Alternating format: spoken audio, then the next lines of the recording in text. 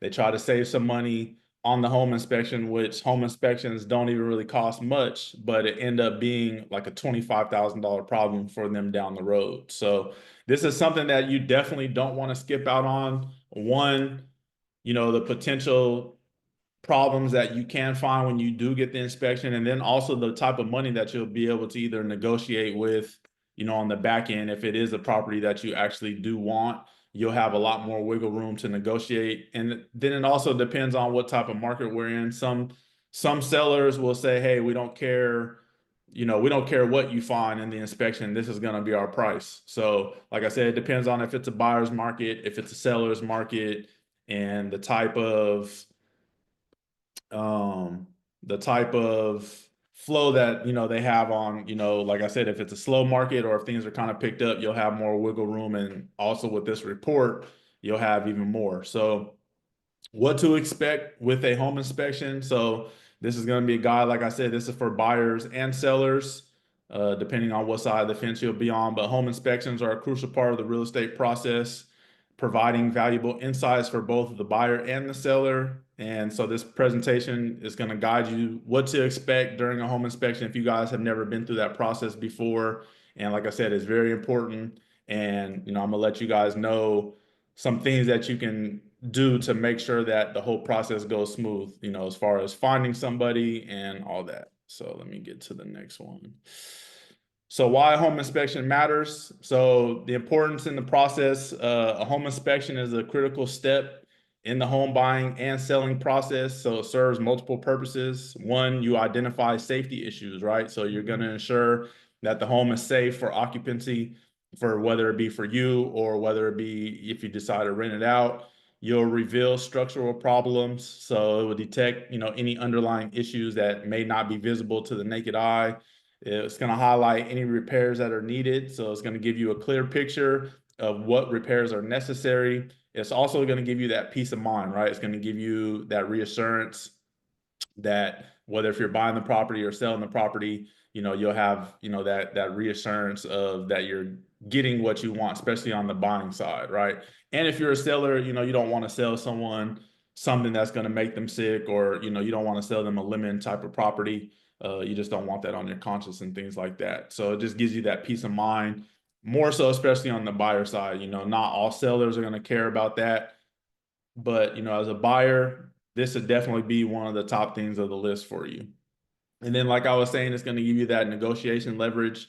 It will give you the information to negotiate repairs. So if you find damage, especially some big damage like roof or, water heaters or things like that, you may be able to negotiate the price down 10, 15, 20,000. I've been able to save upwards of about 25 to 30,000 on a property based on things that were found in the home inspection for, investment properties that I was looking at. So what you can have two options. So once you have the report that you'll get at the end of the home inspection, you can take that to the seller and you can say, hey, let's say they're selling the property for $200,000 and you find $15,000 worth of issues that need to be, big issues that need to be handled.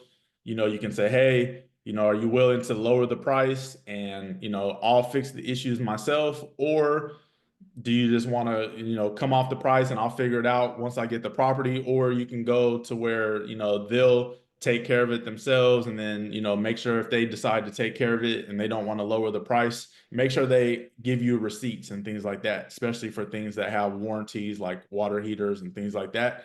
In case something happens, once you get into the property, at least, hey, you have those receipts, and if issues do come up, you can take it to the person that ended up fixing whatever the issue was, and make sure it's under warranty, or at least you can know what type of warranty you have with those things. So what will happen during a home inspection?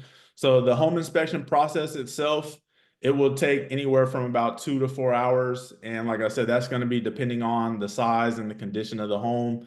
The inspector will examine various aspects of the property, including the exterior, like the roof, the siding, the foundation, and the drainage systems. They'll also look at the interior. So they'll look at the walls, they'll look at the floors, the ceilings, the windows.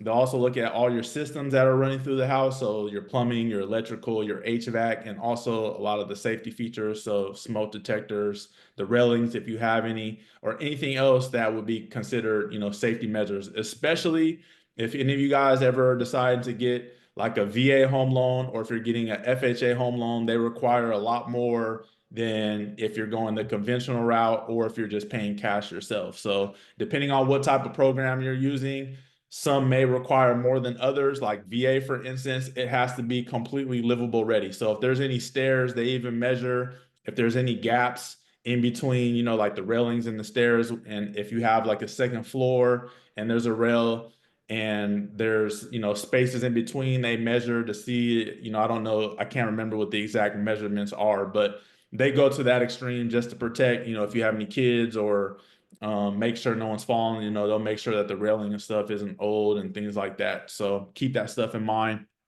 As far as attendance and reporting, buyers and sellers are both encouraged to attend the inspection to observe and ask questions, especially if you're a buyer. Typically sellers, they're not really going to be there.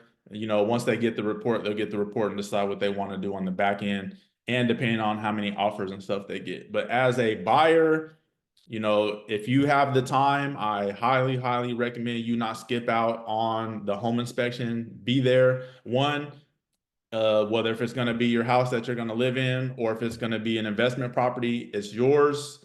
Regardless of what you're doing with it, you want to know what's going on with your property, or your future property soon to be, whatever the case may be. You want to know what's going on. So definitely be there. A detailed report is usually delivered to you within 24 to 48 hours after the inspection from the home inspector, and you'll just get that via email.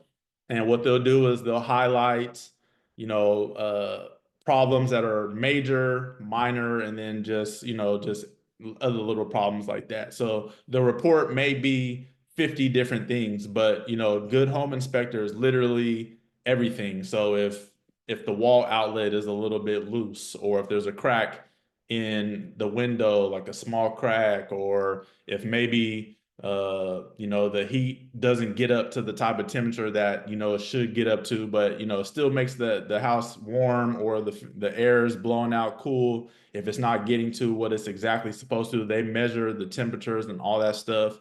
I mean, every little thing that you can think of, they're supposed to be putting that on the report. The things that you should really be worried about are those big items. Like I said, the high priority items, they kind of break it down into three categories, like high priority, middle priority, and low priority. You really want to be worried about the high priority items and somewhat the medium. As far as the low, depending on the type of market, you may have more wiggle room with those things, but don't really expect those type of things to be, taken care of, or be able to use those when you're doing your negotiation phase of price.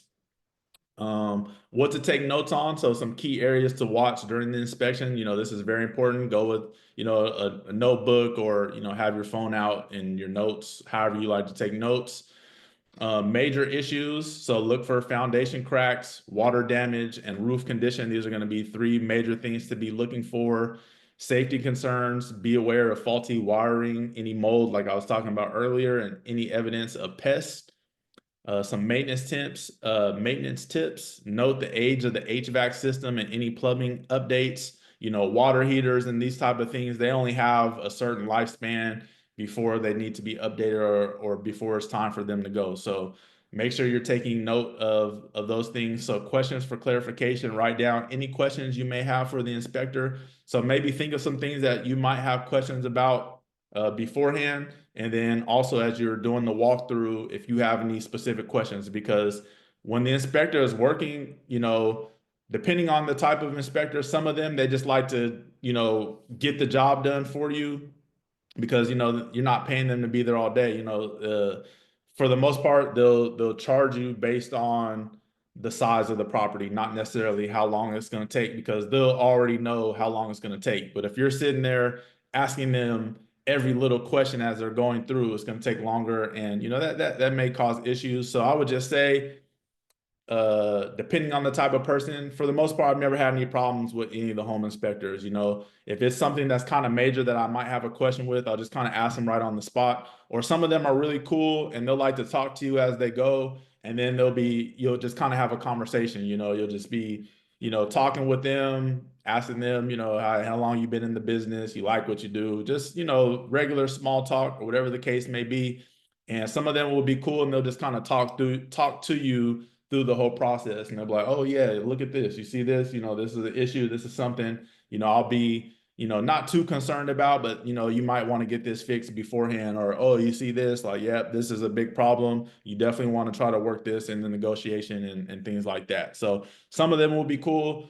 Some of them will be whatever, they're just there to do their job, whatever the case may be. That you won't know until you work with them, or unless it's someone that you know or someone that you've done work with before. Minor versus major defects. So remember not to panic over the small stuff. There's going to be small stuff. It happens. You just want to be focused on those big issues. So the price range that you can kind of expect is going to be about 300 to 500. That's going to be about the average cost for a home. Prices may vary just depending on where you're at. If, like I said, if it's a busy market, prices may be a little bit higher. If the market is a little bit slower, prices may be a little bit lower. Larger and older homes may incur higher fees. So if you're looking at something like a fourplex, then the time is going to take a little bit longer, and then also the price is going to be a little bit higher. And a threeplex, a duplex, and then a single family home. And then if there's additional services, that can cost more. So sometimes these home inspectors, they might be handymen, they might be able to do other things or kind of go further in depth than what they'll have their standard, hey, this is what I'm going to do. This is what I'm going to check. If they might say I'm qualified in something else. And then you can say, hey, well, what would it cost you to check whatever else it is that you're qualified in? So they might offer something else. These are things that you want to talk and get the numbers of all this stuff up front beforehand. You don't want to have them just do it and be surprised, but I don't think there's any out there that will you'll just call them, hey, I need a home inspection. They'll just show up and do it. I haven't worked with any people like that, but there may be some that are out there. In order for you to get the most out of your inspection, so to maximize the benefits of your home inspection, consider asking your inspector some of the following questions. What does your inspection cover? What doesn't it cover? How long have you been inspecting homes? Can you estimate the age or the age of major systems, so like the roof and the HVAC? What are the biggest concerns you see? And can I see a sample report and any maintenance tips for this home? So this is the cool thing about home inspectors, especially when you get the ones that really love their job and the ones that have been doing this for a very long time. A lot of them have jobs outside of being a home inspector. A lot of them might be handymen and they might do other stuff. Some of them might be in the real estate investing business themselves. So they might do fix and flips. They might do builds. You just never know what they can and can't do. So for the ones that have been in the game for a long time, try to pick their brain as much as you can. Like I said, these guys, especially the ones that are really into it, they love that. They love the conversation. They love to try to help you out as best as they can. And yeah, so make sure, like I said, just kind of have some questions that you might have. And then, like I said, ask these questions beforehand. And then also, as far as what are the biggest concerns? That's going to be something that you're going to ask after the inspection is done. But as far as before, you'll ask them, hey, what is covered, what's not covered? Ask them before, how long have you been doing this?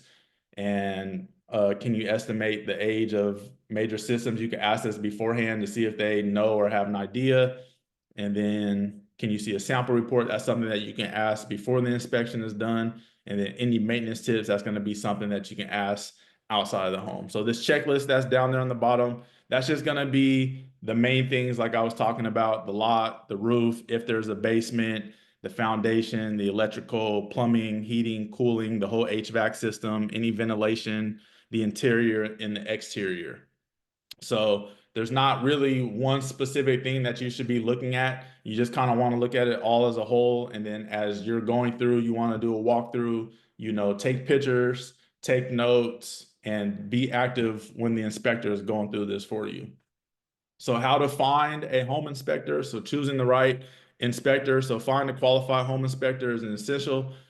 Here are some tips for you to be able to do that. Ask for referrals, right?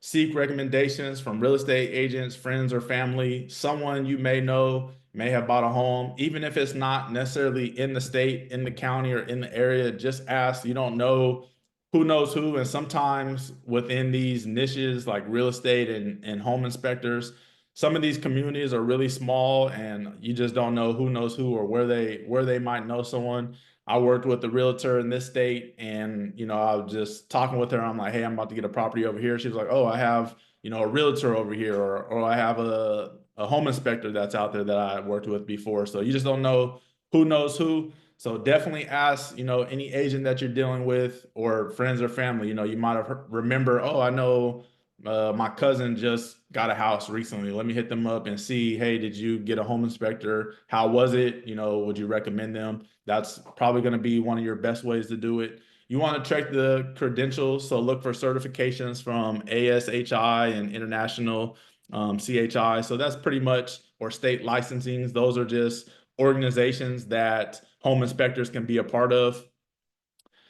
Read reviews, especially if people love to let you know if they had a bad experience with someone. So definitely check online reviews, but don't use that as set in stone, because once again, more people will like to say if they had a bad experience versus, if they had a good experience, but you'll see that as well. So definitely check online platforms, Google and Yelp, for inspector reviews. And, there are some home inspectors that might even have, IGs or TikToks or whatever the case may be. So go through and see if they do happen to have social media.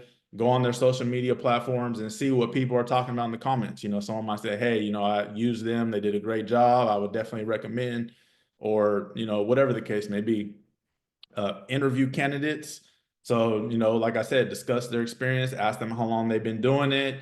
Do they do anything else in the real estate world? Maybe they do landscaping, or maybe they do concrete, or whatever the case may be. And you might be able to network with them, and maybe if you do end up getting the property and you have a big yard and they have landscaping, or they do have friends, they might be able to refer you to someone else that can help you with something else that you may need. Or if there's some damage that needs to be done, they could be like, hey, I have a friend, he rehabs homes. This is something that he may be able to help, and you might be able to get a referral from that. So you got referred to this home inspector. They're doing the home inspection for you. They find some issues that are wrong. They're like, hey, I know someone that might be able to help you with this. So definitely interview them before and get the pricing down. And then also you want to avoid the cheapest option. Quality matters when it comes to home inspections. This is not anything you want to cut corners with. You don't want to get the local crackhead that can do everything to do the home inspection for you.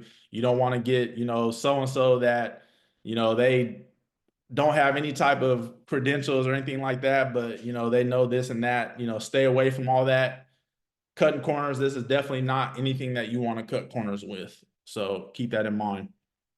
So what to do once you get the report. So like I said at the beginning, once the inspector goes through everything, with you, whether if you're there, if you can't go, maybe send a family member or friend, someone that you trust, send them. And if you can't absolutely send anybody for whatever the case may be, you will get a report at the end. And so making sense of the findings. So once you receive this inspection report, follow these steps to make the most of it, right? So you want to review with your real estate agent, discuss the findings and any implications that there may be. You want to prioritize the issues. Usually they'll do this for you. They'll have, like I said, those high priority issues, those medium priority, and those low priority. You want to identify the deal breakers, any structural damage. You want to negotiate repairs, whether it be, leaky faucet, or you might go to the bathroom and notice that when you plug something in, the plug-in isn't working in the bathroom or the living room. You might want to get that fixed. Or maybe the food disposal isn't working. You want to, either have them fix that for you or knock off the price. You want to negotiate with the seller, use a report to, get repairs done, any credits or any price reductions, like I was saying. And then plan post moving fixtures. You want to address minor issues after moving in. So when it comes to the little stuff, like, I don't know, maybe one of the handles on the door isn't working all the way, or maybe when you close the door, how sometimes doors might need some of that WD-40 on it, or just little minor stuff, right? Homes are always going to have those little minor things. That's stuff that you can fix, go to Home Depot, get a few things and, tighten that up, whatever the case may be. Keep the report. You want to use this as a maintenance guide for the future or for reference. And let's see. Here are some extra tips. So here are some numbers. So 58% of buyer contingencies are home inspections. So if an inspection brings up any significant issue with the home, buyers want the option to get out of the purchase contract or negotiate repairs, which you're able to do. 72% of Americans who were surveyed believe the home inspection will help avoid potential issues that can end up costing them a lot of money down the road. 88% of home buyers use an inspection during their purchase. 80% of buyers pay for the home inspection, while 19% of sellers pay for it. 58% of buyers found an inspector through a recommended from either the real estate agent or whoever the case may be. So like I said, make sure you can attend the inspection. If you can't be there, maybe have a family member or a friend, maybe have them FaceTime you if they're able to.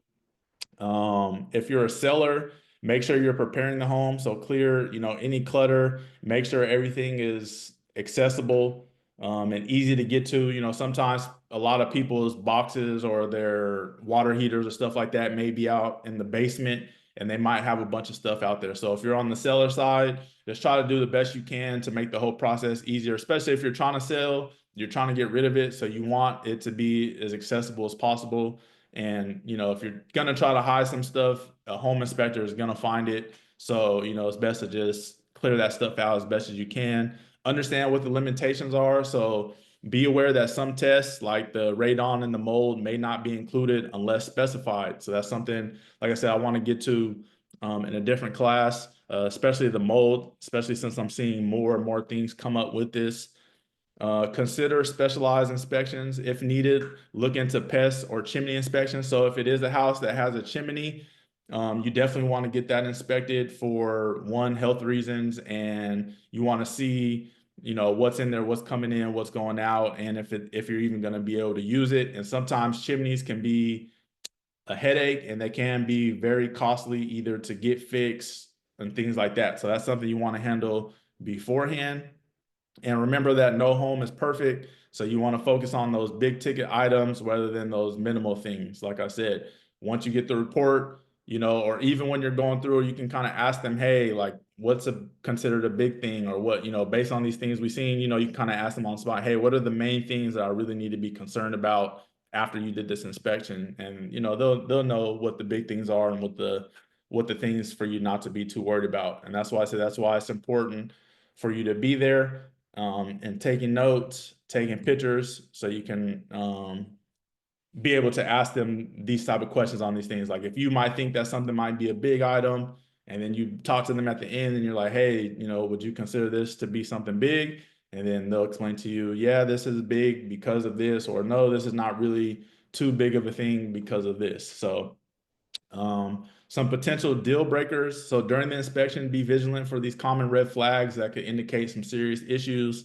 Water damage or mold. So signs of moisture problems can lead to significant repairs. So especially the walls, look under the sinks, look anywhere where there's water going, like the bathrooms, look around the tubs, look around that. You can even like Google images to see like moisture problems, look up in the ceilings and things like that. I know someone that had uh their water the pipes were above, because they had they had a two-story house, and up on the second floor was where their like washer and everything was, so their pipes were up and there was a leak and it leaked all the way down onto the first floor. So like I said, you just never know when you're getting into a home what can potentially come up. But anyways, foundation cracks and settling. So structural integrity is definitely crucial for safety. Any outdated electrical system. So look for knob and tube wiring or other outdated components. Roof nearing the end of life. So a failing roof can definitely lead to costly repairs, and depending on where you're at. So if you're in somewhere where it rains a lot, it snows a lot, it's very windy, that's doing a lot of wear and tear on the roof. So keep that stuff in mind depending on where you're at. Pest infestation, so evidence of termites and rodents can definitely be a major concern. And like I said, this is something that for the most part, that the home inspector will be able to see. But as far as termites and stuff like that, you might need to bring on an additional expert for that down the road, especially depending on where you're at. If you're in an area where there's high signs of termites, and termites is big in that area, this is something that the home inspector will be able to tell you. So some final thoughts. So like I said, a home inspection is definitely your safeguard in the real estate process. Please, please do not skip it. Don't think that you're about to save some money by skipping it. Be proactive, ask questions, take notes, utilize that report that you get at the end, utilize it as best as you can as far as the negotiation process, and either getting the price lowered on the property, or make sure that the sellers fix whatever those major issues are, and make sure that you get copies of receipts of everything that they fix for you if they're not coming down on the price. Collaborate with your real estate agent and the inspector. Like I said, use professionals, make sure they're certified. Try to find some people that have been in the game for a little bit. Yeah, there are going to be people that are just starting, and they'll be able to get the job done good for you as well. Just make sure they're certified, make sure they have the right proper insurance and things like that in case you do run into issues down the road. And then make sure you enjoy your new home with confidence, right? So with the right preparation and knowledge, you want to make these informed decisions. And hopefully, I gave you all the tools to be able to navigate through the home inspection process very smoothly. Like I said, I remember that first time when I got my home inspection, I didn't know, the very first time of even going looking at properties, following around the realtor that I eventually ended up using. It took me a whole year. I wasn't being very proactive throughout the whole year, but it took me from the time that I first reached out to her until the time that I ended up getting my first deal. It took me about a whole year. So what that process was like, not having any type of real estate knowledge, any type of real estate background, or any people that were around me that were doing deals. I was literally going into this whole process blind, like literally 100% blind. I didn't have anyone that I could, reach out to, like, hey, what should I expect for this? And then, there wasn't, YouTube was definitely around and getting better, but as far as how the focus is on the type of information that's out there now, obviously with time, a lot of this stuff is getting better. And then especially after like 2020, when COVID happened, and then everyone started really flooding, all social media with all the different type of content, what you can, what you can't do with all this stuff. So I didn't really have, the really only thing that was kind of around at the time was like Bigger Pockets. And even that was kind of like very negative. It was like a lot of stay away from this, or this happened to me, a lot of fear mongering and things like that. So a lot of this stuff, you can definitely get your hand held through a lot of these processes. Like I said, just take the time, reach out, find a good team, find a good realtor, find people that, make you feel comfortable and don't feel like they're pressuring you. And it's like, if you can find a good realtor and if you can find a good lender, this whole process will be pretty smooth. It'll do a big portion of the legwork for you.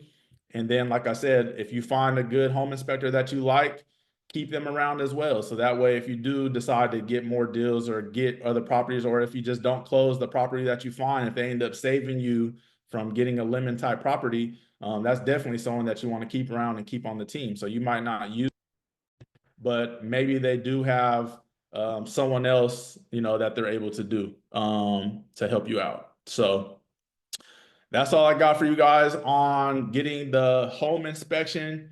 Do you have any questions at all? Like I said, I know the time is kind of midday. I had to kind of put it up for you guys, but I at least wanted to get this done so that way people can go back and check it out and reach out to me. So if anyone is watching the recording of this, if you have any questions at all, just please reach out to me within the Well Squad, shoot me a DM, let me know. Or if you are having any issues at this phase, or need help, maybe find someone that you absolutely can't find anybody, just let me know, and then I'll help you out and make sure we get you squared away with this process. But make sure you are not skipping out on this step. This is a very, very important step of the real estate process, no matter if it's for your primary residence, whether if it's for an investment or whatever the case may be.